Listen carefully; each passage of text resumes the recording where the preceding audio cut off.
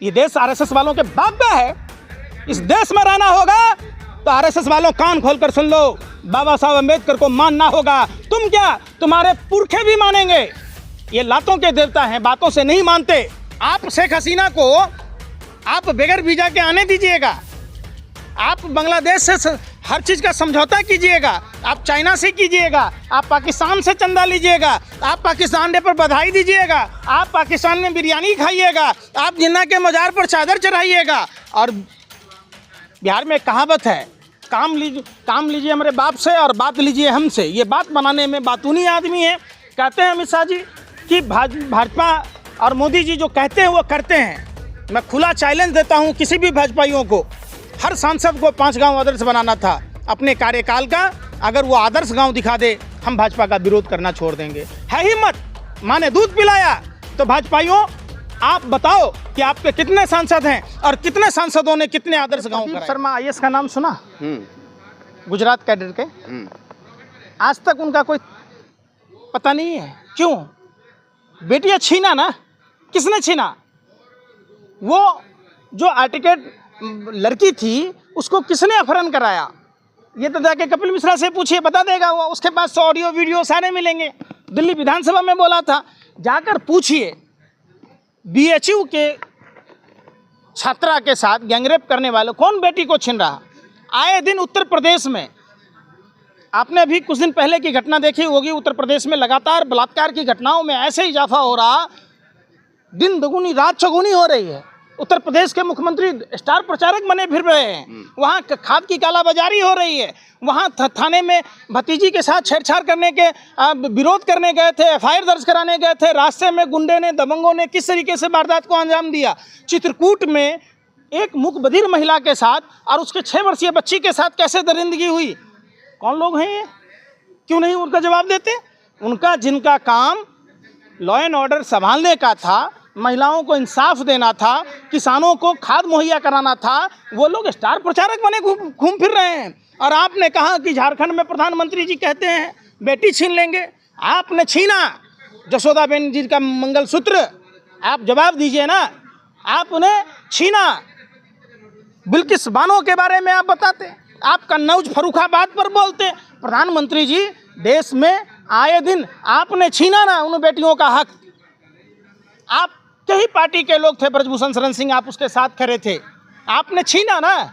आप देखिए, प्रधानमंत्री जी को जब देखेंगे, प्रधानमंत्री जी जितनी बातें बोलते हैं, एक भाजपा के नेताओं का आजकल ट्रेंड चला हुआ है नफरत की भाषा बोलना। इसलिए वो बोलते कि जैसे हाथी का बच्चा हाथी ही होगा, वैसे ही इनके पुरखे डिवाइड एंड रूल की पॉलिसी को मानते थे, गोरे अंग्रेजों का साथ देते थे। वो आज भी देश में इसी तरीके की घटना को वारदात देते हैं। ये गले फाड़ फाड़ के कहते हैं झारखंड में, महाराष्ट्र में हम बांग्लादेशी घुसपैठियों को हटा देंगे। अरे भैया, महाराष्ट्र में और केंद्र में आपकी सरकार है। पूरे कार्यकाल में आपने एक बार नहीं बोला कि यहाँ से बांग्लादेशी घुसपैठिए घुस गए, और घुस गए तो घुसे कैसे? सरहदों की सुरक्षा की जिम्मेदारी केंद्र सरकार के अंतर्गत आती है। 20 से 25 किलोमीटर का एरिया केंद्र के जिम्मे है। आप हमारे फौज का अपमान कर रहे हैं।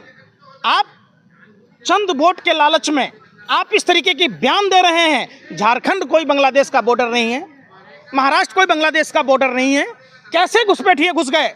आप झारखंड का बिजली बांग्लादेश को बेचिएगा। बांग्लादेश की आवाम वो धुआं लेगी थर्मल पावर का।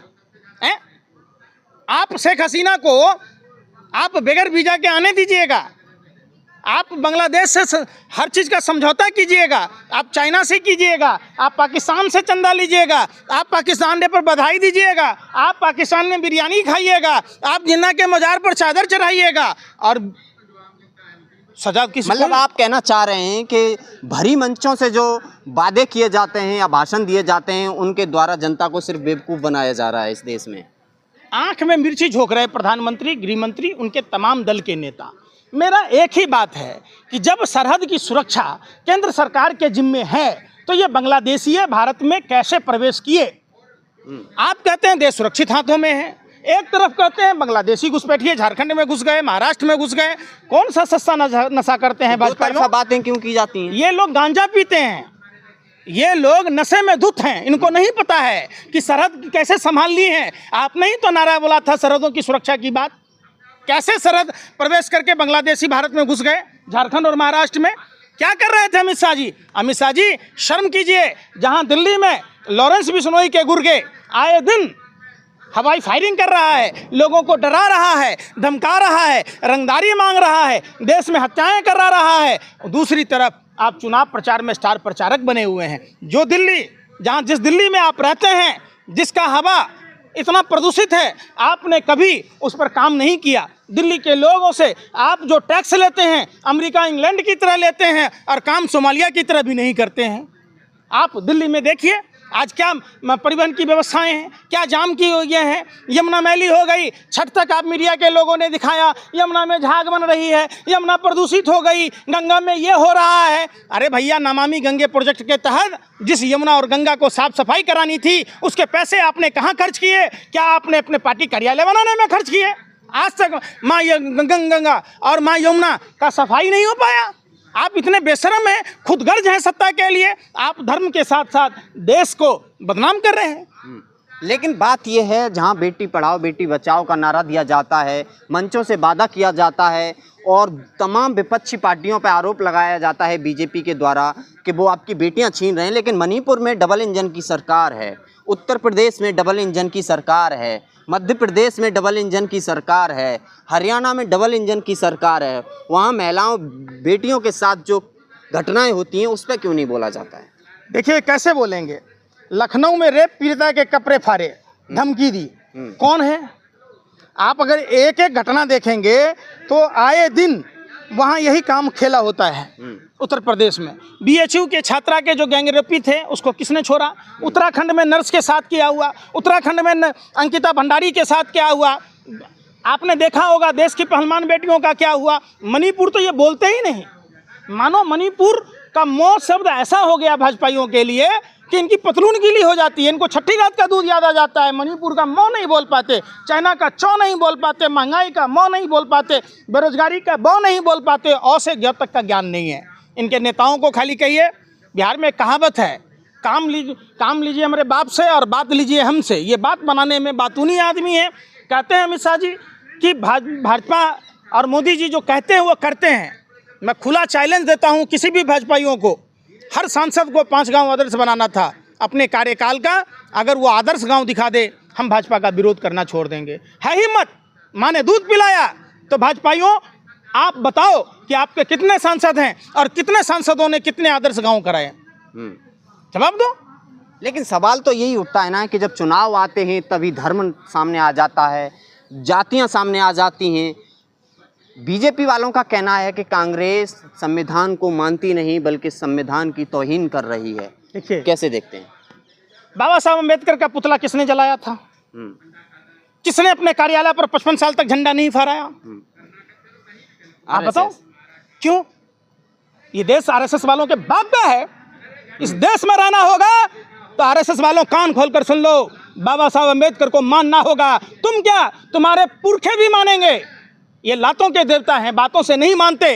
ये वही लोग हैं RSS वाले, चड्डी वाले, हाफ चड्डी वाले, फुल वाले हो गए। हम तिरंगा नहीं बांधेंगे। तिरंगे का विरोध करते थे, बाबा साहब का विरोध करते थे, संविधान का विरोध करते थे। इनको मानना पड़ा, वो संविधान की ताकत को मानना पड़ा। आज जितने भाजपाई हैं, जितने RSS वाले लोग हैं जो संविधान जलाते थे, जो तिरंगा जलाते थे, जो तिरंगे का विरोध करते थे, जो संविधान को नहीं मानते थे, अपने घरों पर झंडा नहीं फहराते थे, आज सब संविधान लेके घूम लें। हम संविधान के रक्षक हैं। तो संविधान लेके तो राहुल गांधी, अखिलेश यादव, तमाम विपक्ष के नेता भी घूम रहे हैं। क्या लग रहा है? वो संविधान की बात, परंपरा पे चलते हैं, संविधान के अकॉर्डिंग चलते हैं। आप पत्रकार है ना, संविधान बदलने की बात किसने कहा? अरुण गोविल किसका नेता है? मिर्धा किसका नेता है? तो ये किसने बोला? ये जो आपको अभी तो लोकसभा चुनाव से पहले ही संविधान नजर आया ना, कांग्रेस और विपक्ष के तमाम इंडिया अलायंस। बाबा साहब अम्बेडकर चुनाव हार गए थे, मंत्री बनाया गया ना। क्यों बनाए गए? अगर कांग्रेस को बाबा साहब अम्बेडकर पर भरोसा नहीं होता तो वो उनको मंत्री बनाते। आज भाजपा आपको मंत्री बना देगी?